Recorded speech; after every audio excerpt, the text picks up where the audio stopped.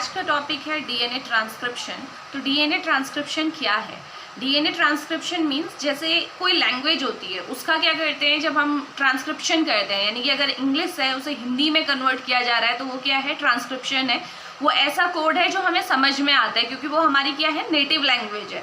तो वैसे ही आपका डीएनए ट्रांसक्रिप्शन एक ऐसी प्रोसेस है जिसमें आपके डीएनए में प्रेजेंट जो आपके कोड्स हैं, डीएनए में आपने देखा था बेस पेयर्स होते हैं और डीएनए का पर्टिकुलर एक सेगमेंट, अगर हम डीएनए की बात करते हैं तो उसमें बहुत सारे सेगमेंट्स होते हैं और वही सेगमेंट आपके जीन कहलाते हैं। और जीन किस चीज़ के लिए रिस्पॉन्सिबल होते हैं? हमारे जो ट्रेट्स होते हैं, हमारे अंदर जो भी फीचर्स होते हैं वो किसकी वजह से होते हैं? हमारे जीन की वजह से होते हैं। फॉर एग्जाम्पल, अगर हमारी आई का कलर ब्लैक है या वहीं दूसरी ओर दूसरे की आई का कलर आपका क्या है? ब्राउन है, तो वो किस वजह से है? क्योंकि उसके जो डीएनए में आपका जीन का कौन सा एलील काम कर रहा है जो उसे ब्राउन कलर देता है और हमें ब्लैक कलर देता है। तो इसी तरीके से वही जो डीएनए में प्रेजेंट जो वो सीक्वेंस है, वो जीन है, जब वो जीन क्या बनाते हैं आपका फाइनली पहले आपका मैसेज सेंड करते हैं और फिर प्रोटीन जब बनती है तो वो प्रोटीन ही क्या करती है? आपकी आई को कलर देती है। तो सिंपली डीएनए ट्रांसक्रिप्शन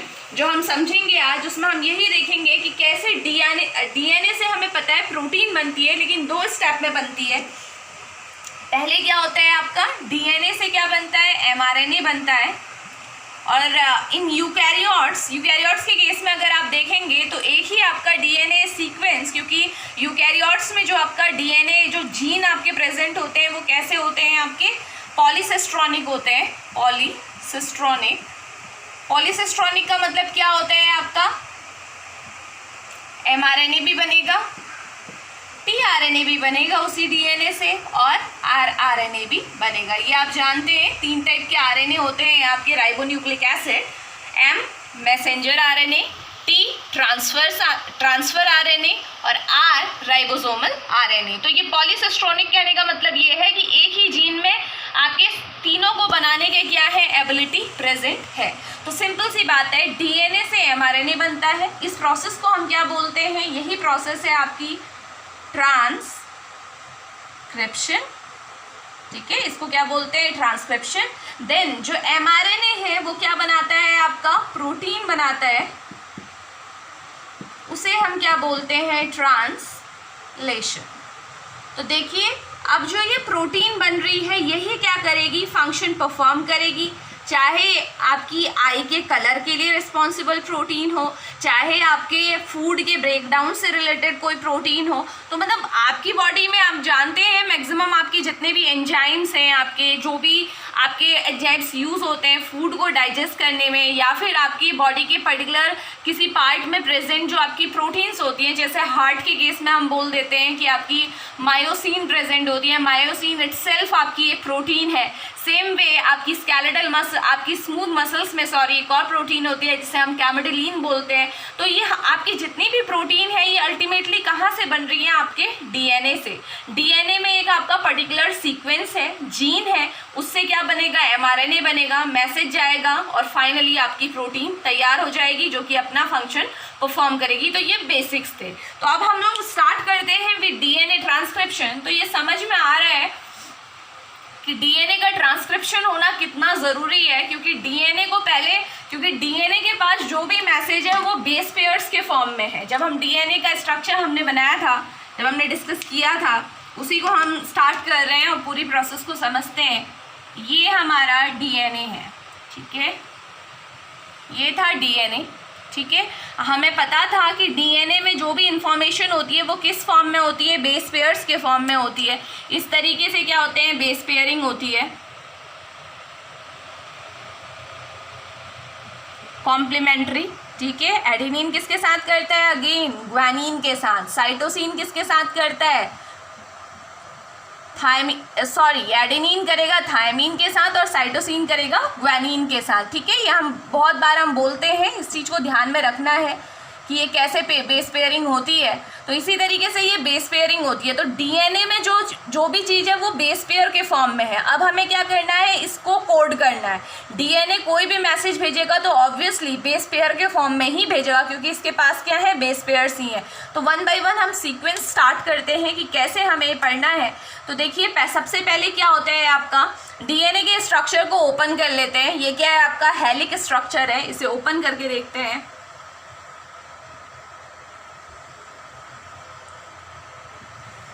ये है आपका डीएनए का ओपन स्ट्रक्चर, ठीक है। ऑब्वियसली ओपन स्ट्रक्चर है तो यहाँ पे भी बेस पेयरिंग होगी, ऐसा नहीं है कि यहाँ नहीं होगी। तो इस तरीके से क्या होंगे, आपके बेस पेयर्स प्रेजेंट होंगे। कॉम्प्लीमेंट्री बेस पेयरिंग डीएनए में होती है, तो इस तरीके से बेस पेयरिंग रहेगी, ठीक है। ये था आपका डीएनए का ये ओपन स्ट्रक्चर है।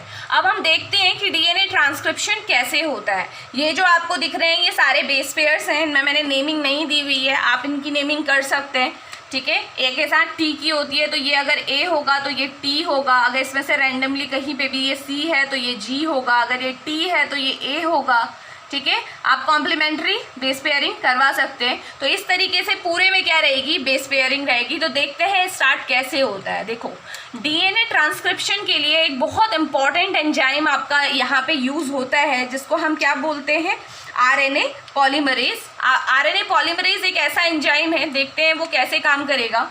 इस तरीके से पहले तो इसे ये समझ लो, ये एक डीएनए है, कंप्लीट सेट डीएनए का है, इससे आगे भी होगा क्योंकि हमने ये छोटा सा पार्ट लिया है डीएनए का, है ना। तो ये पूरे डीएनए के इस पार्ट में आपका क्या होते हैं, जीन्स प्रेजेंट होते हैं। मान लीजिए वो जीन यहाँ से यहाँ तक है, ये पूरा एक जीन है, एक साइड जीन का है, ठीक है। ये आपका क्या है, जीन है, ठीक है। इस तरीके से पूरा डीएनए अगर हम ड्रॉ करना चाहें तो आगे कितना भी ड्रॉ कर सकते हैं, बट अभी हम फिलहाल एक जीन को ले रहे हैं क्योंकि हर कोई जीन एक पर्टिकुलर ट्रेट के लिए रिस्पॉन्सिबल होगा। अगर मैं अभी बात कर रही हूँ केवल उस जीन की जो कि आई कलर के लिए रिस्पॉन्सिबल है, जो आँखों के, जो आपके कलर के लिए रिस्पॉन्सिबल है, तो वो जीन ये है, ठीक है। इतना पूरा ये आपका एक जीन है। तो इस जीन में देखो, पहली बात समझ लेते हैं, इस जीन में 2 साइट्स होती हैं आपकी, 2 आपके रीजन होते हैं। एक होता है आपका प्रमोटर रीजन, ठीक है। ये कौन सा रीजन है आपका, प्रमोटर रीजन, प्रमोट करेगा जो। और यहाँ पे कहीं जाके अगर मैं इसी को आगे कंटिन्यू कर लेती हूँ, वैसे ऐसे करने की ज़रूरत नहीं है, इसी को यहाँ पे हम अलग कलर से दिखा देते हैं, टर्मिनेटर रीजन को, ताकि वो कन्फ्यूज़न ना हो और बेटर अंडरस्टैंडिंग हो। देखो, ये रहा आपका टर्मिनेटर रीजन, ठीक है। तो 2 रीजन आपके हैं,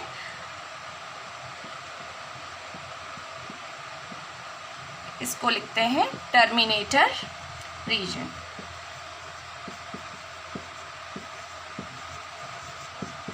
तो क्या होता है, देखो, आरएनए पॉलीमरेज आता है। आरएनए पॉलीमरेज आपका मेन एंजाइम है। ये आएगा और कहाँ पे आपका बाइंड होता है, कहाँ पे बैठ जाता है आपका, सिंपली आपका जो ये प्रमोटर रीजन है ना, यहाँ पे आपका बैठ जाएगा इस तरीके से।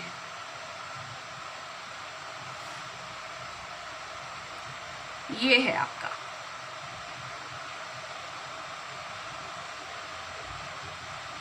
ठीक है। ये आपका क्या है, आरएनए पॉलीमरेज है। इस एंजाइम को क्या बोलते हैं, आरएनए पॉलीमरेज। इसका काम क्या होता है, आरएनए पॉलीमरेज का क्या होगा आपका, आरएनए बनाने का, ठीक है। आरएनए कैसे बनेगा, देखो अब इसको समझने की कोशिश करते हैं।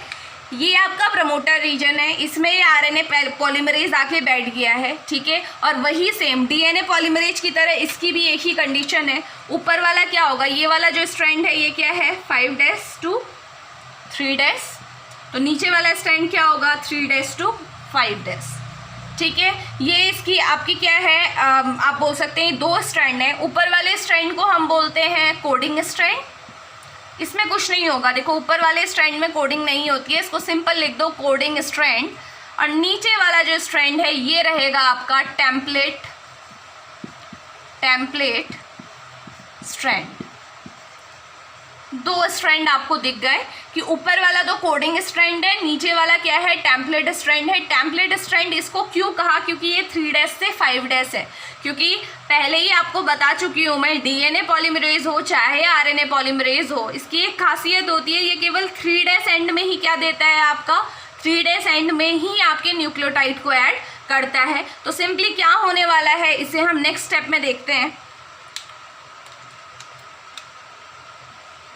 देखो ये आपका ऊपर वाले स्ट्रैंड का हमें कुछ नहीं करना, तो इसे बाहर निकाल देते हैं। ये आपका ऊपर वाला स्ट्रैंड है, इसे हम छोड़ देते हैं क्योंकि ऊपर वाला जो है कोडिंग स्ट्रैंड है, इससे हमें कुछ नहीं करना। नीचे वाले स्ट्रैंड में आ जाते हैं। ये नीचे वाले स्ट्रैंड में हमने क्या बोला था, अब इसमें मैं बेस पेयरिंग नहीं दिखा रही हूँ क्योंकि फिर वो कंफ्यूजिंग होता है, ठीक है। हमने क्या बोला था, इस वाले स्ट्रैंड में कौन आया था, आरएनए पॉलीमरेज आया था। देखो आरएनए पॉलीमरेज यहाँ पे आया था इस तरीके से, ये है देखो आपका आरएनए पॉलीमरेज, ठीक है। तो आरएनए पॉलीमरेज क्या करता है, धीरे धीरे आगे की ओर बढ़ेगा। देखो अभी यहाँ पे था ना टर्मिनेटर में, अब देखो धीरे धीरे ये आगे की ओर जाएगा, और जितना ये आगे की ओर बढ़ते रहेगा यहाँ से बेस पेयरिंग होती जाएगी। देखते हैं कैसे बेस पेयरिंग होती है। देखो ये वाला एंड कौन सा है, 3' एंड है, और ये वाला कौन सा है, 5' एंड है। तो ये जो आरएनए पॉलीमरेज यहाँ पे चेन बनाएगा, देखो धीरे धीरे, मान लो मैं कहीं से स्टार्ट करती हूँ, यहीं से वो चेन बनी थी, ये देखो इस तरीके से, ये आपका एक बना सीक्वेंस इस तरीके से,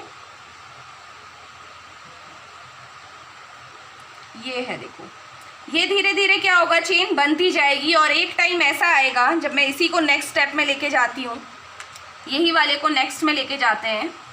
ये है आपका, थोड़ा सा आगे और यहाँ तक पहुँचा देते हैं अब इसे।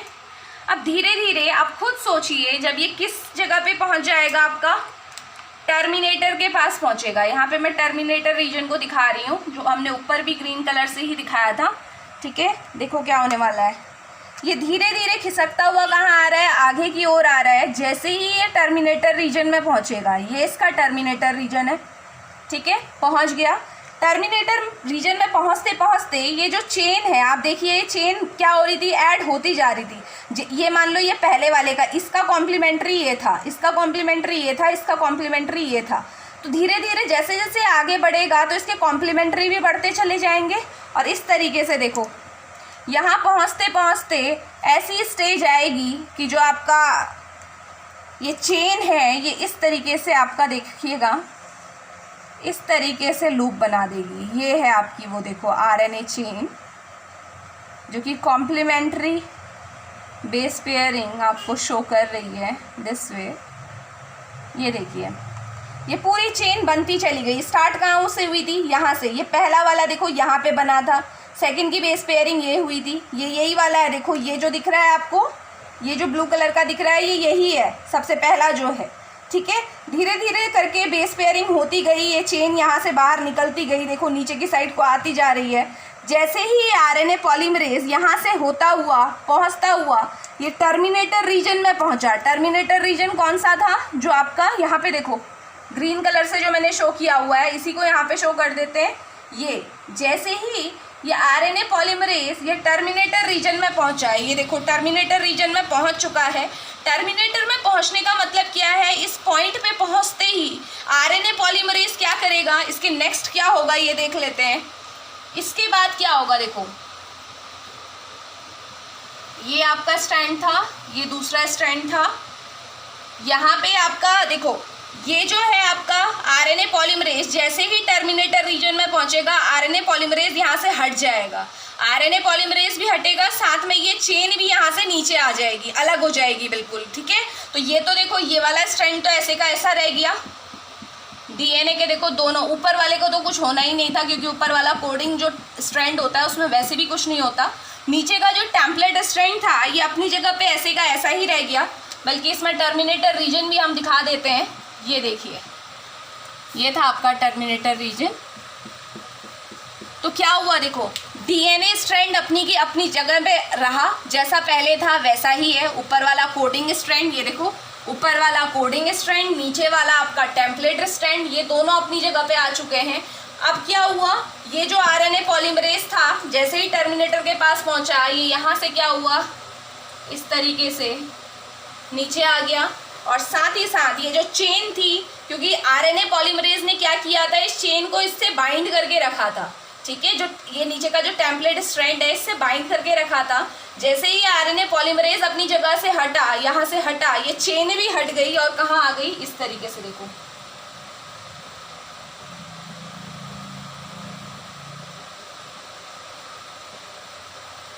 ये देखो, ये आपकी चेन आ गई। इसे क्या, ये क्या है आपका, इसको क्या बोलते हैं, प्री एम आरएनए।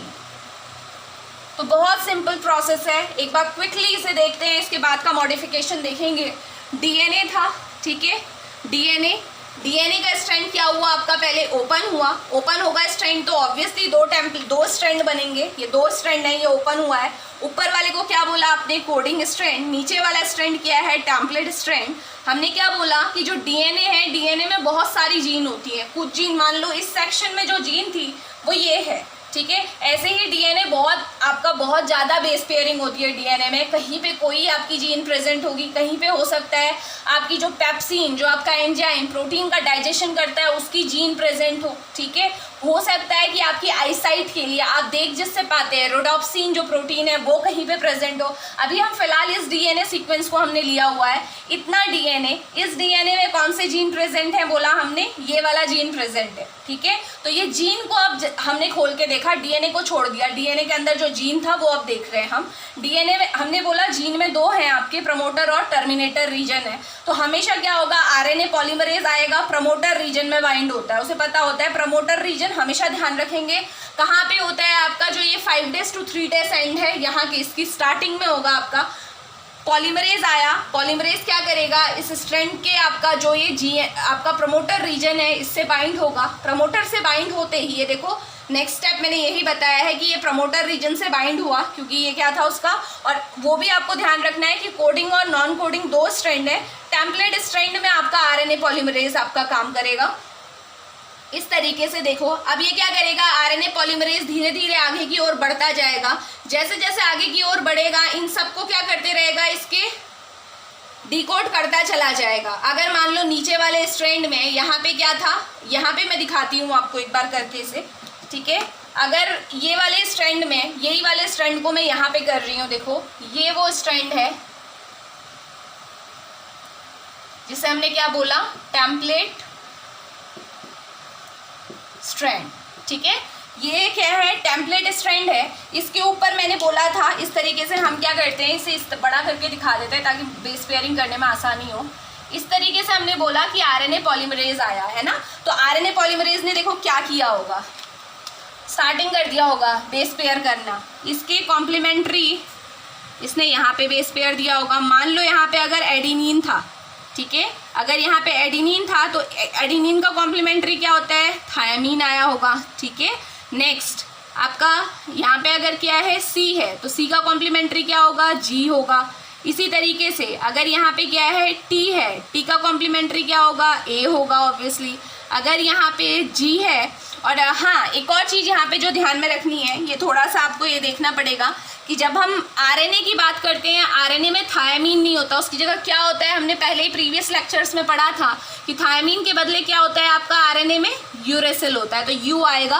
तो यहाँ पे भी आपका जो टी है, टी का कॉम्प्लीमेंट्री, क्योंकि जो डीएनए है, डीएनए में तो रहेगा ही, जी है, जी का कॉम्प्लीमेंट्री क्या होगा, जी का क्या होता है, सी होता है। तो देखो ऐसे करते करते आगे चेन बनती चली जाएगी, ये पूरी चेन बनती चली जाएगी, और ये सीक्वेंस, ये पूरा देखो आरएनए तैयार हो रहा है।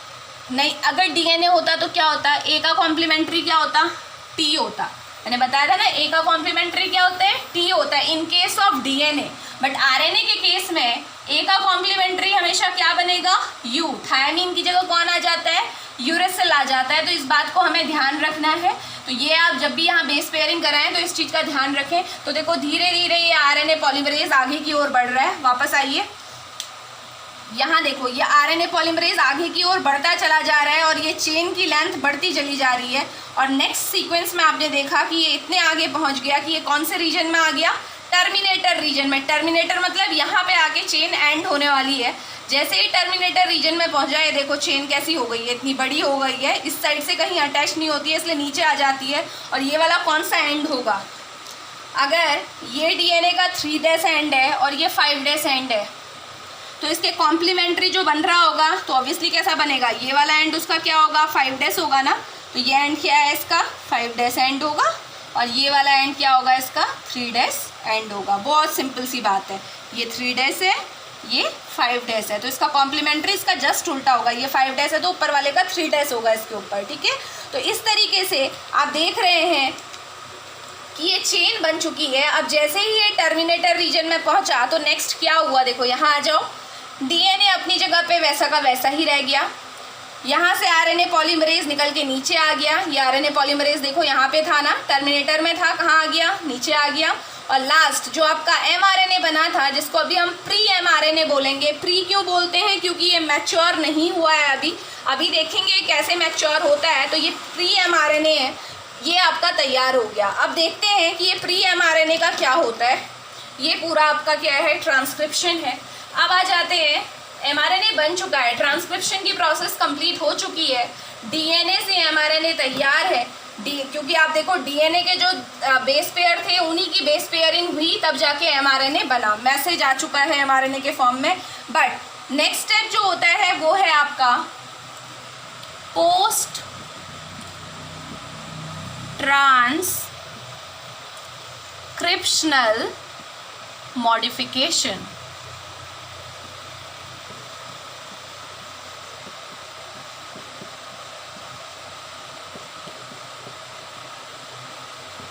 टर्म डिफाइन कर रही है इटसेल्फ कि पोस्ट ट्रांसक्रिप्शनल मॉडिफिकेशन, यानी कि ट्रांसक्रिप्शन के बाद मॉडिफिकेशन होगा। ट्रांसक्रिप्शन के बाद आपको क्या मिला था, पहले तो आ जाइए, ट्रांसक्रिप्शन के बाद मिला क्या आपको। ट्रांसक्रिप्शन के बाद हमें क्या मिला था, एमआरएनए मिला था। उसी एमआरएनए को मैं असलियत में दिखा रही हूँ कि वो कैसा होता है। देखिए किस टाइप से होता है वो।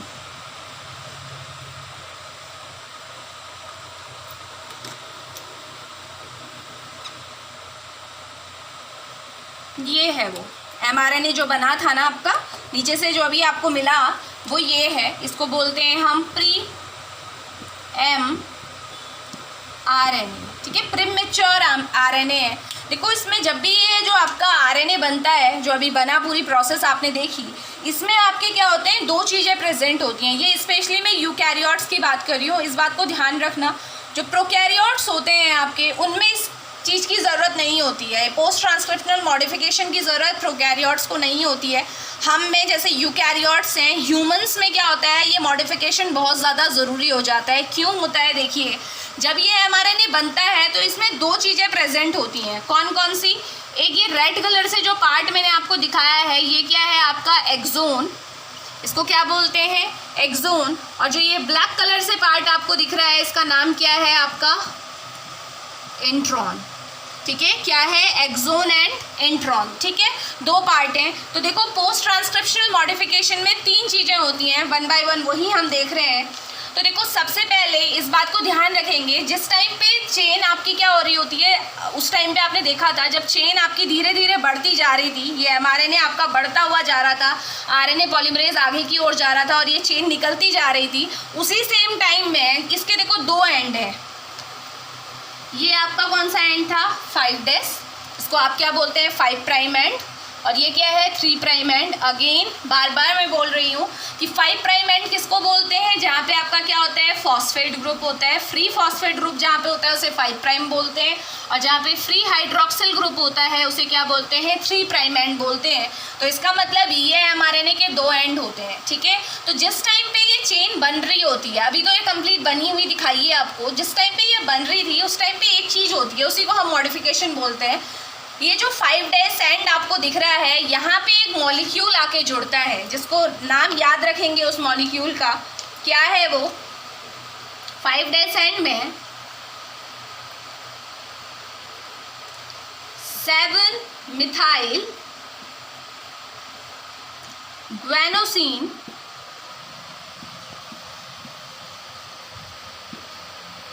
ग्वेनोसिन ट्राइफॉस्फेट,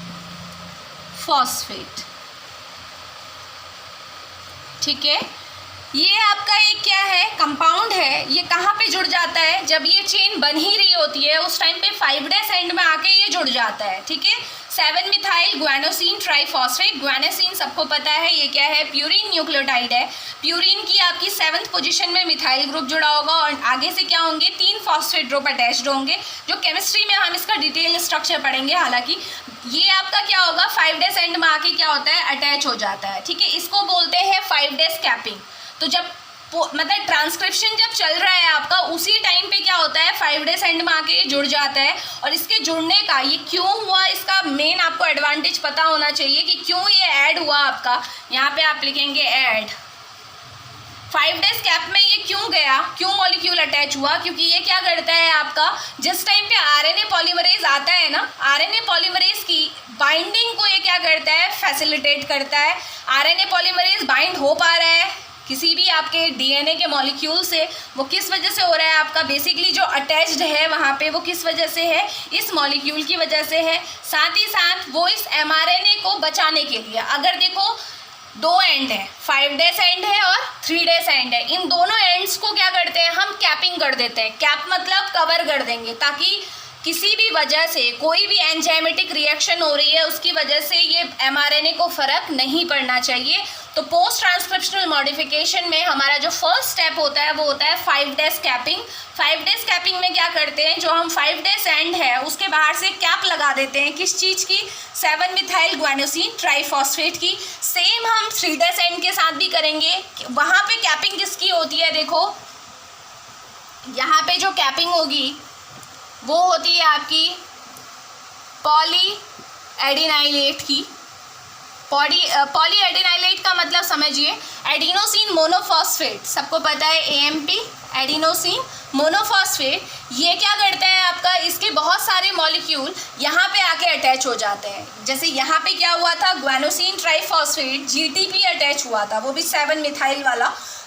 यहाँ तो जीटीपी अटैच होगा, यहाँ पे एएमपी, वो भी पॉली मतलब बहुत सारे एएमपी के मॉलिक्यूल यहाँ पे 3 डेज एंड में जुड़ जाएंगे। अभी मैं वो आगे करके आपको बताती हूँ।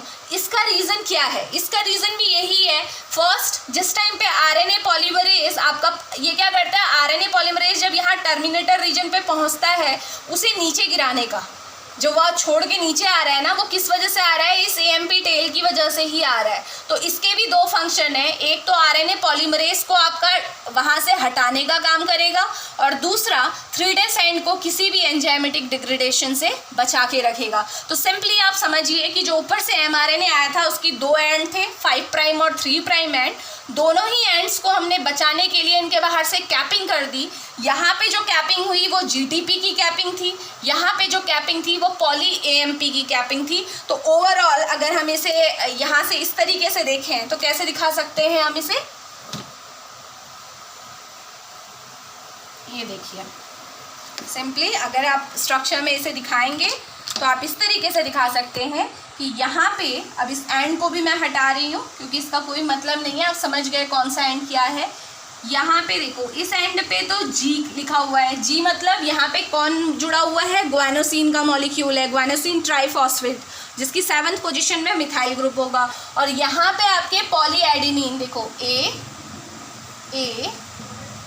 इस तरीके से देखो एडिनाइलेट मॉलिक्यूल जुड़े हुए हैं, एडिनोसिन मोनोफॉस्फेट के मॉलिक्यूल्स जुड़े हुए हैं। तो ये दोनों ही चीज़ें क्यों की गई, ये कैपिंग क्यों हुई, कैप क्यों लगाई गई दोनों साइड से, ताकि फर्स्ट जो चीज़ थी वो तो यही थी दोनों के केस में सेम, कि किसी भी एंजाइम की वजह से इस एमआरएनए पे कोई फ़र्क ना पड़े। और सेकेंड जो चीज़ थी वो क्या थी, यहाँ पे ये आरएनए पॉलीमरेज को जुड़ने में हेल्प करेगा और यहाँ पे ये क्या करेगा, आरएनए पॉलीमरेज को बाहर निकलने में हेल्प करेगा।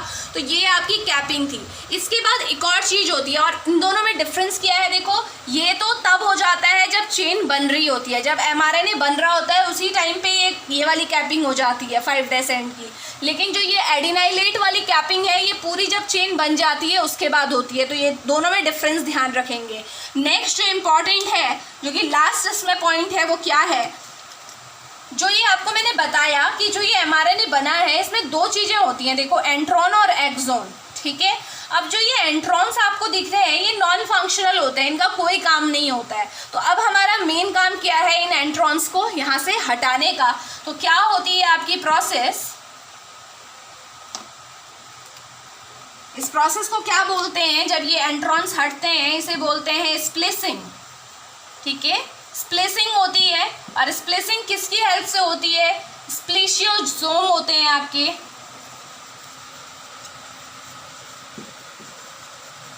अब ये स्प्लिशियोसोम क्या करते हैं आपके? बेसिकली ये स्प्लिशियोसोम क्या होते हैं आपके? किसके बने होते हैं? प्रोटीन और आरएनए मॉलिक्यूल के बने होते हैं। तो ये क्या करते हैं, देखो ये जाएंगे यहाँ पे इस तरीके से, ऐसे होते हैं। देखो ये, अगर मैं एक ही को ले रही हूँ, ठीक है, इस वाले पे ही टारगेट कर रहे हैं, इस तरीके से ये जाएंगे, सारे के सारे यहाँ पे अटैच होंगे, एक साथ अटैच हो जाएंगे। ये जो जितने भी आपको स्प्लिशियोसोम दिख रहे हैं ये क्या करेंगे? एक साथ यहाँ पे अटैच होंगे, एंट्रॉन को यहाँ से काटेंगे और इसको ज्वाइन कर देंगे। हर जगह पे ऐसा ही होगा, जहाँ पे भी एंट्रॉन्स हैं ये स्प्लिशियोसोम आएंगे, उस हिस्से को क्या करेंगे? कट करेंगे। ये वाला हिस्सा आपका कट हो जाएगा, निकल जाएगा बाहर इस तरीके से। ये देखिए,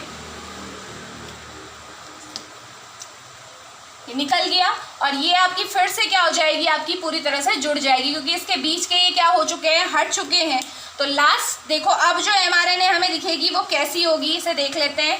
अब जो एमआरएनए होगी वो ऐसी होगी, इस एंड में आपका जी रहेगा और यहाँ पे पॉली एडिनाइलेट। ये बना आपका मैच्योर आरएनए, सिंपल। ठीक है, तो तीन चीजें यहाँ पे हुई हैं पोस्ट ट्रांसक्रिप्शनल मॉडिफिकेशन में। क्या हुआ?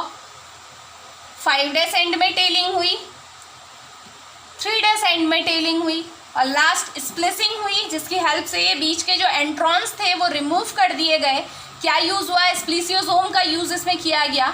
तो ये आपके क्या हुए? जो एंट्रॉन्स थे वो यहाँ से बाहर निकाल दिए गए, और फिर जो आपके ये एक्सोन थे उन्हें वापस से जोड़ दिया, और आपका एक एमआरएनए तैयार हो गया। देखो इसमें कहीं भी आपको ब्लैक कलर के जो ऊपर मैंने एंट्रॉन्स दिखाए थे वो कहीं पे भी नहीं है। तो ये आपका फुल्ली फंक्शनल मैच्योर आरएनए तैयार है। तो ये पूरी प्रोसेस है ट्रांसक्रिप्शन की, कि कैसे आपका क्या है, ट्रांसक्रिप्शन के बाद डीएनए से कैसे स्टार्टिंग हुई थी, डीएनए से कैसे आपका एमआरएनए बना था, जो कि मैच्योर नहीं था हालांकि, लेकिन फिर उसका क्या हुआ? आपका पोस्ट ट्रांसक्रिप्शनल मॉडिफिकेशन हुआ, जिसमें आपके 3 स्टेप्स हमने देखे थे।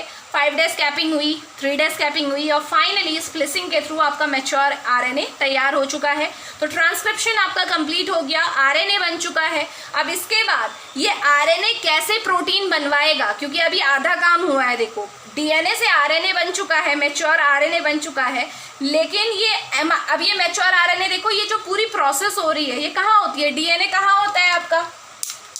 अगर डीएनए का आप देखें, डीएनए कहाँ होता है? अगर ये आपकी कोई सेल है, ये आपकी सेल है, इसके अंदर क्या हुआ आपका? ये न्यूक्लियस है, डीएनए तो इसके अंदर है, यानी कि अभी एमआरएनए कहाँ है? इसके अंदर ही तो है। अब ये एमआरएनए क्या करेगा? यहाँ से निकल के कहाँ आ जाएगा? साइटोप्लाज्म में। ये जो एमआरएनए अंदर बना था डीएनए से ही तो बना ना, ये पूरी प्रोसेस जो एमआरएनए बनी थी डीएनए से बना था। जैसे ही ये एमआरएनए बनता है, ये यहाँ से न्यूक्लियस से बाहर आ जाता है, और अब ये बाहर आके कहाँ जाए? किसको ढूंढेगा? प्रोटीन कौन बनाता है? राइबोसोम। तो राइबोसोम के पास ये जाएगा। तो इसके नेक्स्ट लेक्चर में हम यही देखेंगे कि ये किस तरीके से राइबोसोम के पास जाके प्रोटीन की सिंथेसिस, या फिर बोल सकते हैं पॉलीपेप्टाइड चेन को बनाता है, जो कि फर्दर एंजाइमेटिक मॉडिफिकेशन के थ्रू, जो कि आपका एंडोप्लाज्मिक रेटिकुलम में होता है, और फाइनली आपकी कैसे एक प्रोटीन तैयार होती है जो कि आपके आई को कलर देगी। वैसे ये मैंने केवल एक एग्जांपल दिया था, वैसे ही आप कोई भी प्रोटीन आप ले सकते हैं, हर टाइप की प्रोटीन, जो हमारी बॉडी की जितनी भी प्रोटीन्स हैं, चाहे वो कोई भी एंजाइम हो, चाहे कोई भी हार्मोन हो, सारे के सारे इसी तरीके से आपके सिंथेसाइज होते हैं। हर हमारे डीएनए में हर किसी के स्पेसिफिक जीन होते हैं, उस जीन में बेसिकली क्या होगा, उसी जीन से आपका एमआरएनए बनेगा, और फिर एमआरएनए से आपकी वही वाली प्रोटीन तैयार हो जाएगी जो आपको चाहिए थी। तो ये आपका क्या है? डीएनए ट्रांसक्रिप्शन है। इसके बाद हम नेक्स्ट लेक्चर में मिलते हैं, जिसमें हम डिस्कस करेंगे डीएनए ट्रांसलेशन की, जिसमें कैसे आपका एमआरएनए से प्रोटीन आपकी सिंथेसाइज होगी। Till then, thank you.